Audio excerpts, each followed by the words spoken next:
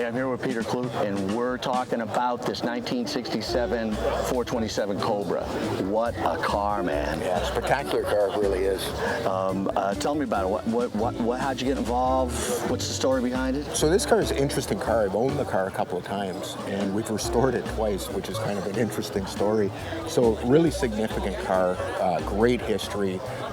It raced brand new in '65, a fellow named Friedman in the U.S., and then it was bought by Checkered Flag because Friedman got a contract to race in Europe, so he sold the car. Checkered Flag bought it, and they're out of England. They hired Bondurant and Piper and all these Formula One drivers to race the car.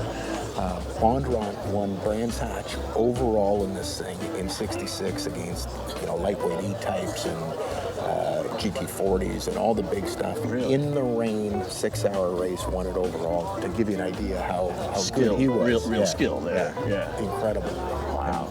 And so what's the story behind this, double restos and all that? So it's interesting because the car was, raced originally in the U.S. in blue as a left-hand drive car. When they sold it to the guy in England, they converted it to right-hand drive and painted it white.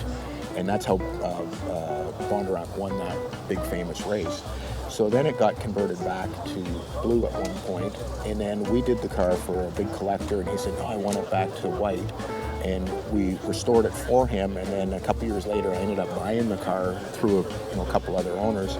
And I thought, no, I'm going to put it back to day one, the blue, and the iconic colors and stuff. And I just think it looks really cool in the blue. No, it's a fantastic color, and the amount of research and effort that goes into pulling something back to truly original is not anything to scoff at. That could be 50% of the work. Oh, just the research, hardware, and just all the finicky little stuff. Right. And this one's a pretty straightforward car because it was still a production car. They built 19 of them. Yeah. But when you start doing one-offs and really special cars, they're trying to pick a period in time, like we did when we had it white and with the black hood.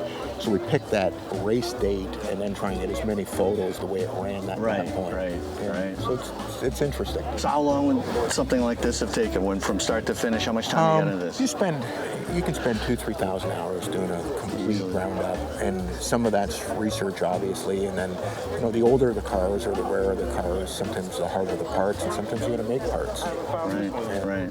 Well, it's quite an automobile, and it's iconic, and I think it, at least from my era, every kid's dream, right? Yeah. The 427, the big block, that's it. The ultimate big block. The ultimate big block, really, the ultimate. Yeah. Well, hey, thanks for talking to us about this. Really appreciate it. Pleasure. Good luck out there. I'm sure this is going to be a winner. Thank you. Either way, it's a winner. Yeah. All right. I appreciate it. Hey, stay with us. We'll be back with more.